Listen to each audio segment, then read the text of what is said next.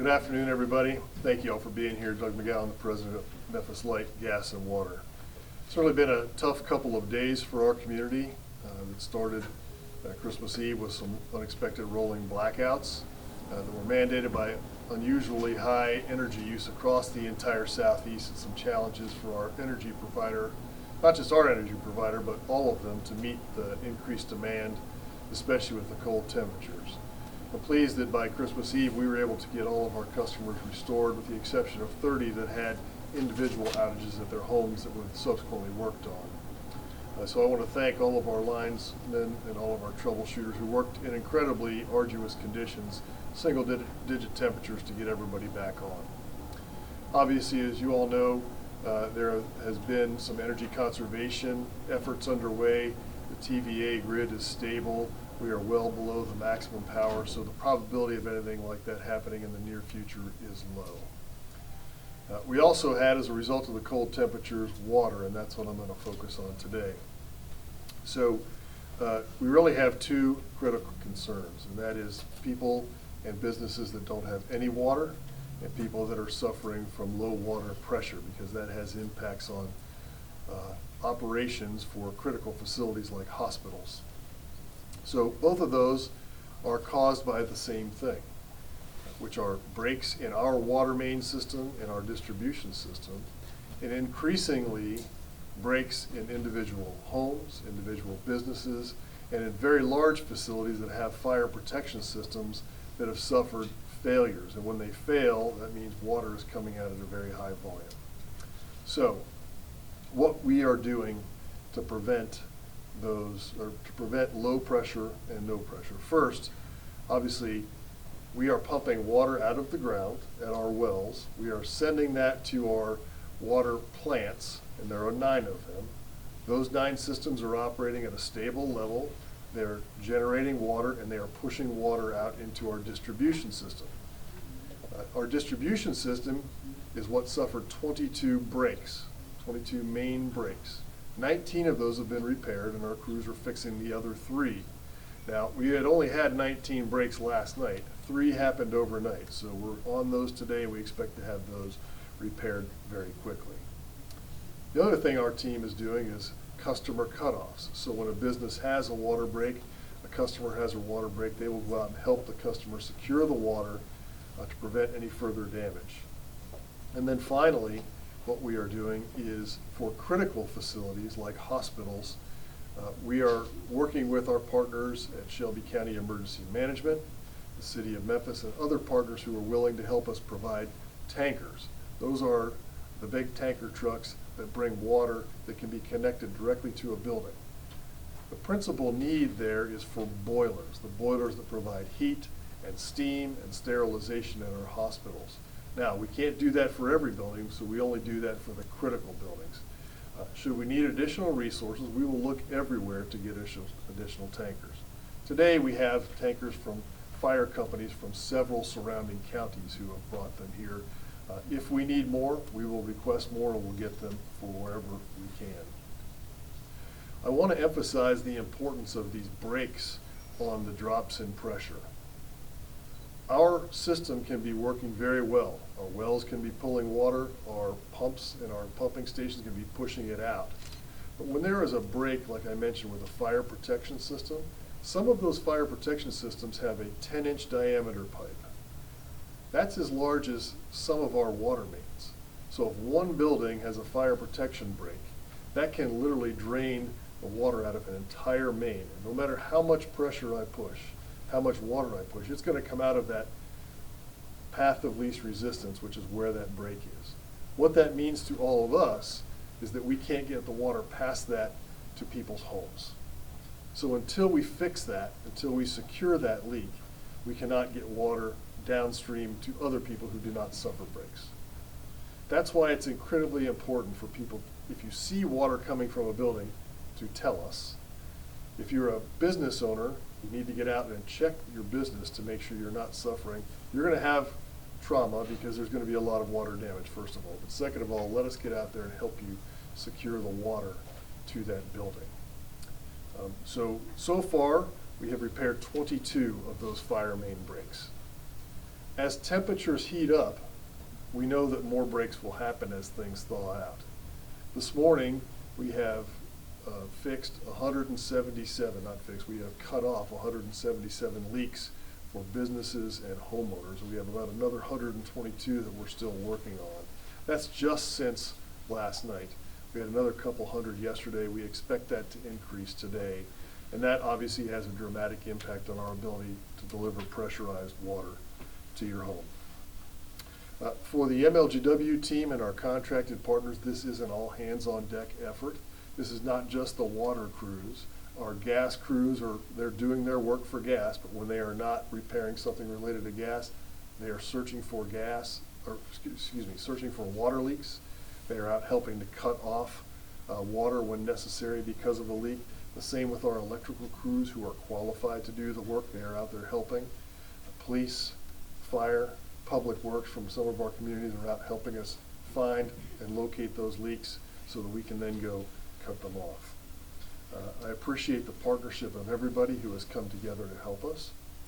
Today is an epitome of some of that partnership. You're here at the Lamar, we're reporting from the Lamar Community Center, where this is one of our 3 water distribution sites. We're trying to do our part for individuals who have no water at their home so that we can give you some drinking water. We are also distributing at Millington. There was a question about why Millington, because we have a community service center in Millington that serves the north half of the county. And remember, we serve all of the county, north of Millington, south of Millington, in the city of Memphis, all around the county. So Millington is one, Lamar Avenue is another, and down in Whitehaven is a 3rd water distribution. We'll be doing that between 1 p.m. and 3 p.m. today. We had at least 5 pallets of water delivered to all of those locations. We have had some donations, and I want to recognize Mr. Fred Jones from the Southern Heritage Classic, who purchased 100 cases of water and delivered them to us today, and the Omega Psi Phi fraternity, the Lemoyne Owen chapter, who also brought water quite unexpectedly without anybody asking and dropped it off here. So we have a wonderful community of partners who are willing to help when we need it. The last thing I'll say is I want to thank all of the friends and neighbors who came together to help their neighbors in this time, because that's really where the help is happening, and I know that. People are staying with other people. People are making sure that their friends and neighbors are taken care of, and that's what I'm the most proud of. When our community needs us, our neighbors step up and help each other. So thank you all for continuing that work. Our job is to get out there and try to secure as many breaks as we can, get the pressure back up, and get you all the water that you need. I will close with one before I take questions. When will the fixes be complete, and when will the boil water be lifted? I will know today better about when we forecast having the system back and operating. Why? As I mentioned, Friday, Saturday, and Sunday, we didn't have many people in those unoccupied buildings. Now that they're back, we're getting a lot of reports of breaks, and that will help us really fix those. So I'll have a better handle on when I can get that restored. Once I get the system fully pressurized, I then have to test it. By regulation, I have to test the water to make sure that there's nothing wrong with it. And then the state has to validate that test, and then I can lift it. Principle for me is to get people water, then to increase water pressure, and then we'll worry about lifting the boil order a little later. But that will take a few days. So with that, I'll stop and take questions. President McGowan, the Liquid Yes. Bowl is in 2 days. How likely is it that thousands of people will have access to flushable toilets? That is a focus of main effort for us. We were made aware of that early this morning, that there was a no water situation at the Liberty Bowl. They also had some breaks there. They had a couple of sprinklers break, and they had to secure their internal water. But we know around there's either low water pressure or no water pressure. When I talk about critical facilities, we want obviously our hospitals to stay operating. That's the number one thing, life safety. But that's a big event.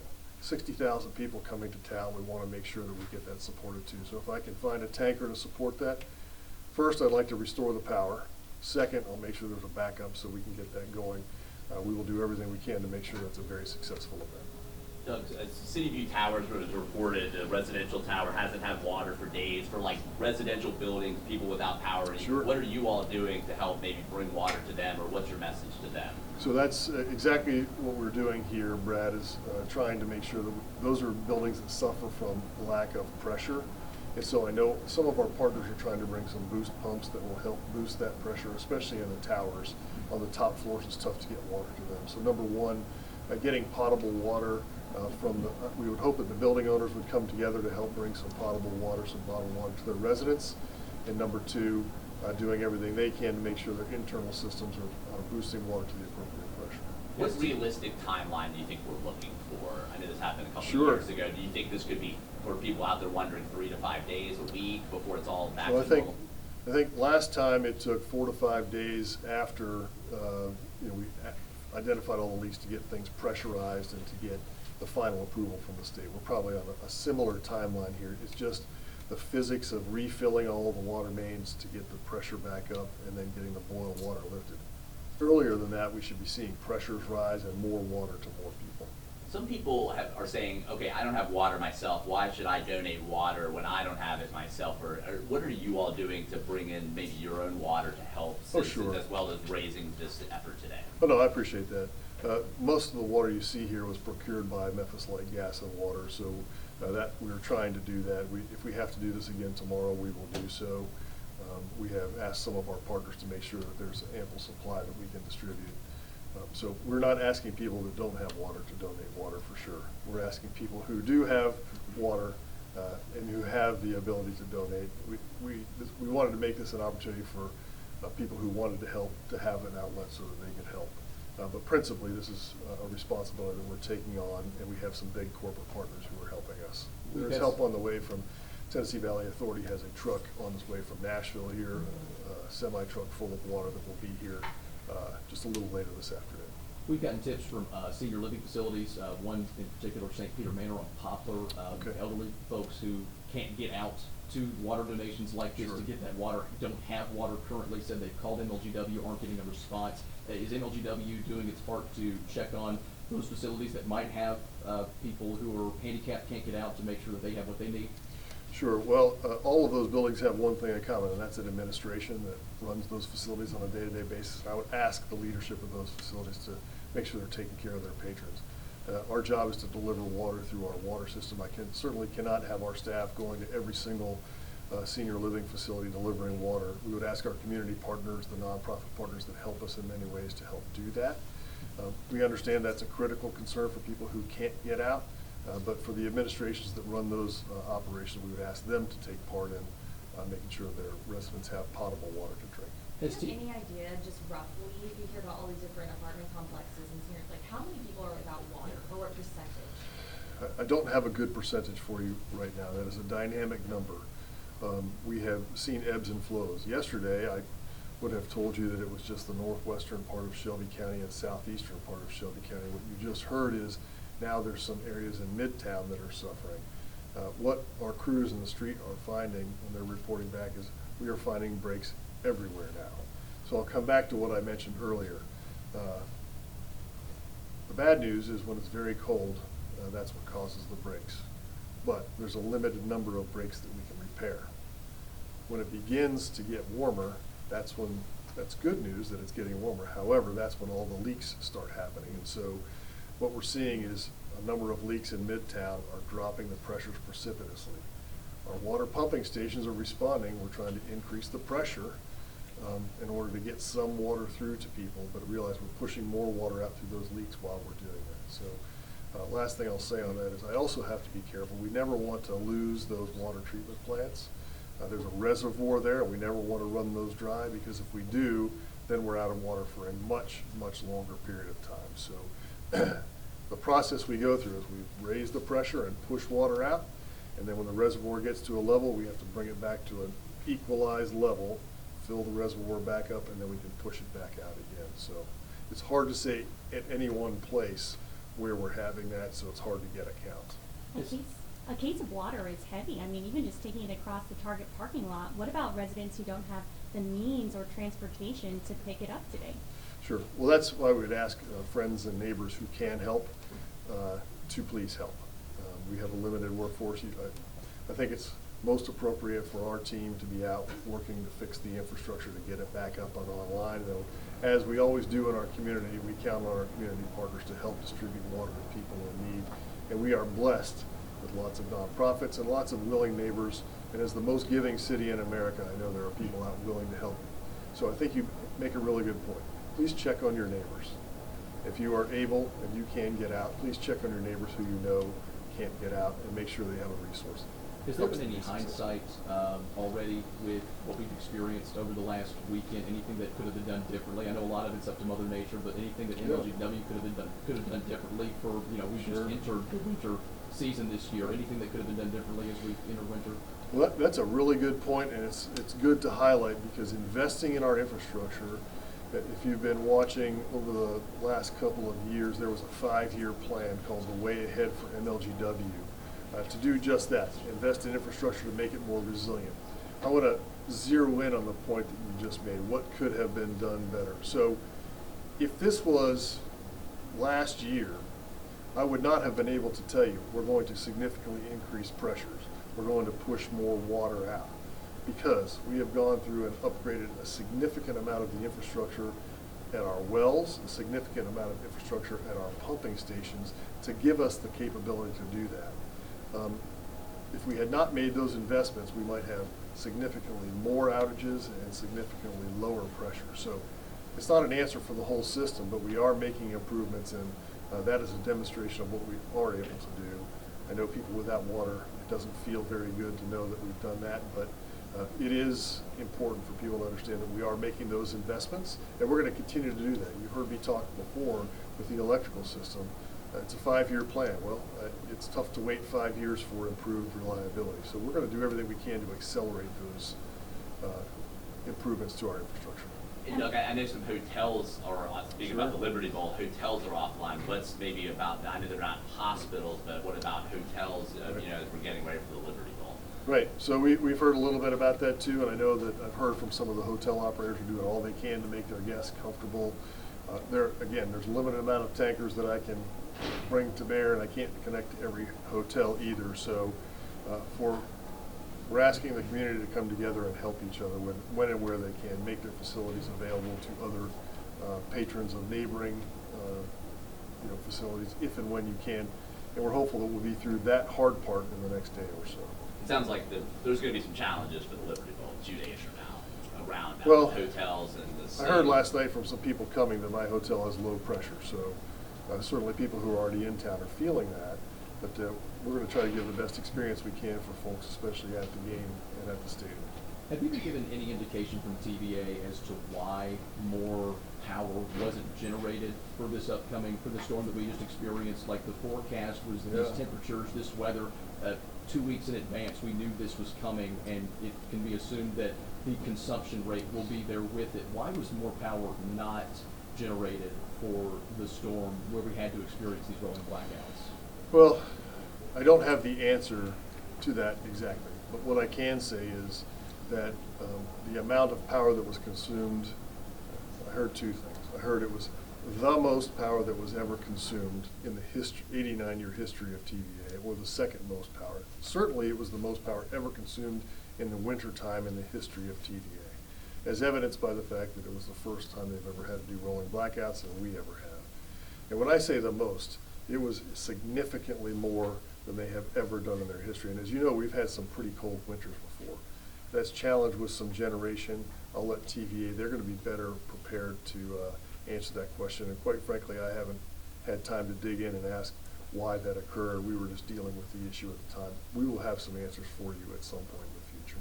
Customers have seen repeated increases in their bills. They're paying more over the years. Is the quality of the infrastructure keeping up with their investment? That's a good question. As you know, we did a rate increase, I want to say 4 years ago now, and haven't had a rate increase since then for electrical power. Now, gas is market price, so some people are seeing as gas goes up, they're paying more for the same amount of heat. That is just the price at which we purchase. Now, the gas system is in very good shape. We have made substantial investments there to keep our part of the price low. On the electrical side, the rate increase is aimed directly at these infrastructure improvements. It takes time to roll those out, and on the water improvements as well. So we want to deliver value. I can understand that frustration, but we're thankful that we have the resource to begin making the change. So any other questions? Any other message, I guess, Doug, just to the public out there? I know this is a fluid situation. It is a fluid situation. We do have dedicated folks on the front lines who are working arduously in pretty brutal conditions. We're thankful that today it's warming up. I know that there are customers of ours who had their holiday season interrupted and had to flex and have an experience in a hotel or spend it with a friend. Our team, most of our folks have been working 16-hour shifts in order to do what they can just to go get some rest and come back the next day. So I'm very thankful that we have people who are dedicated and willing to work like that. And they will continue to do so until we get us back up and online. So with that, I have to bring it to a close. Thank you all, and if we need an update tomorrow, we'll do the same thing. Final question, Doug. How does this happen after it just happened 2 years ago? Should customers expect to lose water every time there's a cold snap like this? I don't believe they should expect that. And so the last thing I'll say with that is when we did have the cold snap 2 years ago, it had a pretty deep impact on our infrastructure. I think we're still feeling some of the effects of that. As you know, we have 3,000 or 4,000 miles of water mains here that we have to maintain. It's tough to get around to all of those in that short period of time. But no, they should not expect to lose water every time. Thank you all. Thanks, sir. Thank you.